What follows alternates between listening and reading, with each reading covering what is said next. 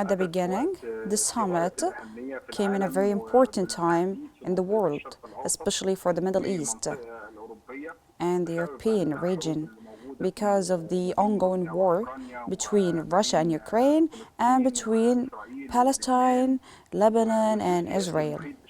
And the geopolitical scene, there is one polar controlling the economy and the political decision on a wide scale. This is why the summit has come in a very important time. After the joining of the new countries, including Egypt, Ethiopia, and United Arab Emirates, all of this has added a momentous to the summit. Very important resolutions were taken by the BRICS summit leaders. All of them feel lots of responsibility and hope, and their peoples as well are having lots of aspirations, including a new unified currency or the exchange of local currencies and the de-dollarization, or at least to create a parallel currency. Another important thing is that the new development bank for the emerging economies and the developing countries, it's very important for them in the upcoming period for the funding and the facilitation the bank is going to grant for the infrastructure and the support of localizing industries in the countries with emerging economies. The trade exchange between the member states is also an important point. I'd like to mention that a country like Egypt and other developing countries should have high production in order to have an effective role in the BRICS, because the producing countries will have much fortune and luck in this group. They also talked about the initiative of the Belt and Road, the great Chinese dream that's going to be highly activated, and it will take very important steps forward. We will also be able to use our navigational corridor, our Suez Canal, of course, because after the latest political developments, Egypt and the international trade were affected, which increased the shipping prices worldwide. I think there are important goals after the BRICS, and there are steps taken on the ground, not only meetings and conferences that looks diplomatic, but rather they're going to be very effective on the ground, and they will be reflected on the peoples of the BRICS countries. Now, the BRICS Club of Emerging Economies may be a long way from rivaling the IMF or challenging the US dollar dominance, but the summit with its new batch of members shows clear signs of growing weight. Do you agree that perhaps the Western capitals are seeing this and they are perhaps agreeing, or perhaps there's signals that the West is losing power, or that they're seeing this emergence of a new power, economically speaking? I totally agree that this power will have lots of influence, and the West stumbled because of the Ukrainian-Russian war and after the repercussions of COVID as well. The labor cost in Europe is very high. The energy cost is very high as well. The inflation is invading the world. When the United States increased the interest rate in the world and collected all the hot money in the world, which created inflation and recession in the whole world, including the Western world.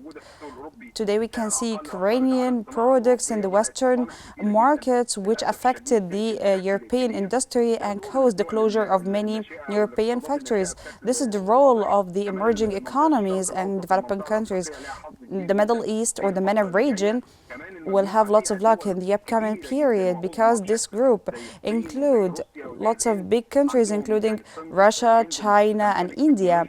India owns technology that's very advanced, and they own the know-how of IT and software industries.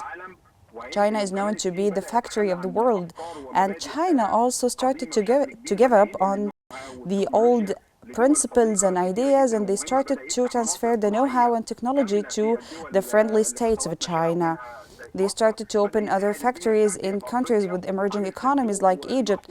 China also started to support the infrastructure in Africa, and they created a special fund for this purpose. China is supporting the MENA region massively. The map of the economy and the map of the power is dramatically changing. And we can see this on the ground. As analysts, we always wondered where are the movements on the grounds. The ideas are great and they have and they are very ambitious.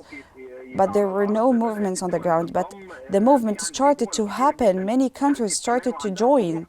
Many countries participated and they are aspiring to join, like Turkey and other countries, which will affect the West and the United States. We will give up on the idea of the single currency. Of course, this cannot be achieved overnight or even soon, because the whole reserve in the world is linked to the dollar. Oil is linked to the dollar. Gold is also linked to the dollar. The United States managed to create lots of things to link the whole world to the dollar widely. And of course, if the world wants to give up on the dollar, it will cause a great crisis. So this has to happen gradually, and there should be an alternative. We have witnessed several bilateral summits among the BRICS leaders for the trade exchange and bilateral exchanges, and they agreed to do trade exchange in their own local currencies, and there will be a special bank, and there will be accounts in other currencies different from dollars through which trade exchange can take place. Of course, this will affect the dollar, and the countries that have problems in dollar reserve, this will make a difference for them. All right. Because now, BRICS member states should start producing, because all of them have all the requirements of the production. They can be exchanged with the countries that have raw materials, and some countries can localize industries. We need to localize the industries in these countries.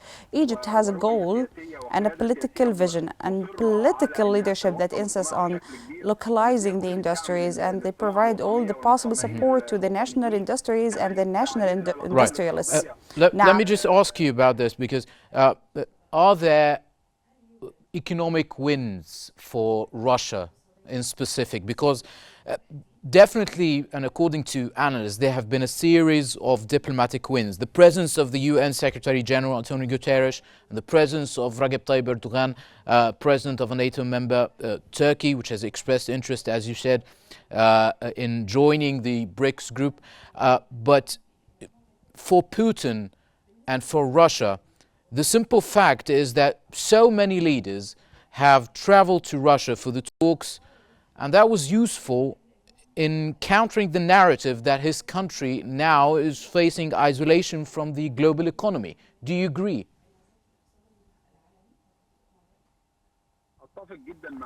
I totally agree with this. The Russian model sends a message to the whole world, which is that when countries are strong, having their own weapon, having their own food, and are able to neglect all the Western sanctions, because Russia sent lots of messages to the West.